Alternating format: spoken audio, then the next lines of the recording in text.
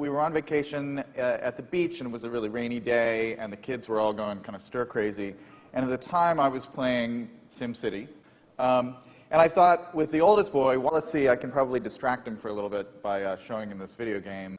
I got to one area where there were a bunch of kind of rundown factories, and I said to him, you know, I just am having a lot of trouble with this part of my city. I just can't seem to get, you can see that half of these factories are abandoned, and just been stuck trying to get this area to kind of take off. And so Wyatt kind of looked at the screen, and he looked back at me, he looked at the screen again, and he said, I think you need to lower your industrial tax rates.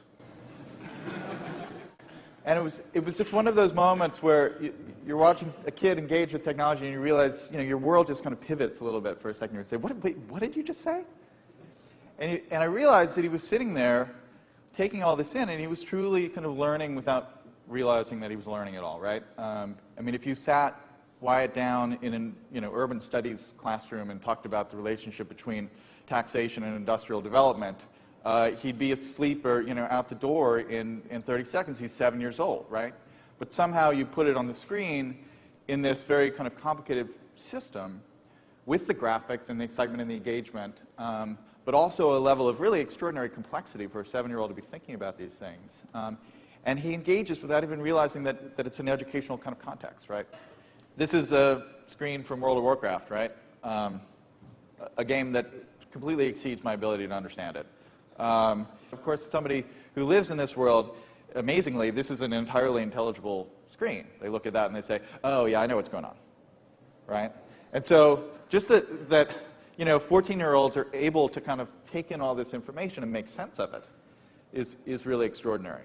And we really should not, again, underestimate the value of that kind of analysis.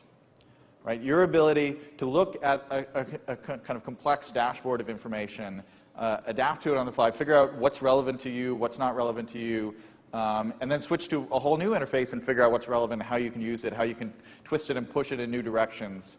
The kids who have mastered these kinds of screens have done it without us even teaching these things. And they have all these skills that are built into the ability to kind of master a screen like this, but we don't test for this, so we don't recognize the advances they've made. So one of the things we need to be able to do is to kind of recalibrate our ability to kind of gauge what's happening in the minds of kids who are able to make sense of this. So the time commitment is actually, people spend 40, 50 hours playing a video game, right? So there is actually, one of the things we don't realize, we don't celebrate enough, is that there's a lot of patience out there. People are willing to sit and stay focused and engage with things if those things are kind of designed in the right way. How many people have played Spore since it came out? Yeah, so it's worth checking out. Will Wright's kind of latest game, kind of one of the most anticipated games in the history of the gaming world. And what you do in Spore is not just recreate the history of human civilization, you recreate the history of life. You start as a little kind of single-celled creature and evolve into a full creature roaming around looking for food, and then you develop a tribe, and then you develop technology, and then you develop cities, and then you eventually conquer an entire planet, and then eventually you get the ability to go off to other planets, all of which are populated by creatures that have been made by other people in the Spore universe, networked players who are building on their own computers.